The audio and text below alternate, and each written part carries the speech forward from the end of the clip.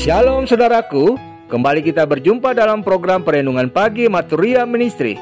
Puji syukur kepada Kristus Tuhan untuk anugerah kehidupan di hari ini, bahkan bagi setiap kita yang diperkenankan untuk mengingat rayakan usia kelahiran dan usia pernikahan. Teristimewa untuk setahun usia kelahiran yang bertambah bagi Ibu Zara Johan Putri, Bapak Erdi Jones Ering, Ibu Femi Monto, Ibu Wasti Silalahi, dan anak Ayu Andira dari Pospelkes Waihandop.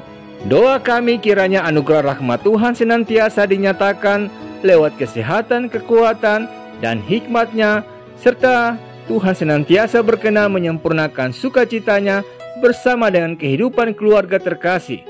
Kini saudaraku, sabda Tuhan akan menyapa kita, mendahulunya kita sehati dalam doa. Ya Bapa yang Maha Kuasa, tolonglah kami dengan hikmat Allah dan lewat tuntunan Roh Kudus sehingga kami dimampukan untuk dapat memahami, memaknai dan melakukan kebenaran firman-Mu di dalam kehidupan kami. Demi Kristus Yesus kami berdoa. Amin. Bacaan firman Tuhan dari Mazmur pasal 111 ayat pertama hingga ayat yang kelima yang menyatakan, Haleluya, aku mau bersyukur kepada Tuhan dengan segenap hati dalam lingkungan orang-orang benar dan dalam jemaah. Besar perbuatan-perbuatan Tuhan, layak diselidiki oleh semua orang yang menyukainya. Agung dan bersemarak pekerjaannya, dan keadilannya tetap untuk selamanya. Perbuatan-perbuatannya yang ajaib dijadikannya peringatan. Tuhan itu pengasih dan penyayang. Diberikannya rezeki kepada orang-orang yang takut akan Dia. Ia ingat untuk selama-lamanya akan perjanjiannya. Demikianlah sabda Tuhan. Saudaraku, jika belajar dari sejarah, ada banyak contoh kegagalan orang-orang yang meremehkan peringatan atau nasihat. Salah satunya adalah Perdana Menteri Inggris, Neville Chamberlain. Sebelum Perang Dunia Pertama meletus, Neville menolak memperhatikan peringatan dan nasihat beberapa pihak mengenai ancaman dari beberapa tindakan Kanselir Jerman Adolf Hitler. Bukannya memperhatikan dan mempertimbangkan peringatan itu, dengan percaya diri, Neville malah mengatakan bahwa kedamaian dan ketentraman sudah tercipta. Perang tidak akan pecah untuk yang kali keduanya. Ternyata keputusannya, baik tindakan atau perkataannya, salah besar. Beberapa waktu kemudian, Nazi menginvasi Polandia dan Neville mati setahun kemudian. Raja Daud, saudaraku, dalam Mazmur yang ditulisnya, banyak mengungkapkan pernyataan yang menunjukkan bahwa ia sangat menganggap penting dan bersuka cita atas peringatan-peringatan yang Tuhan berikan.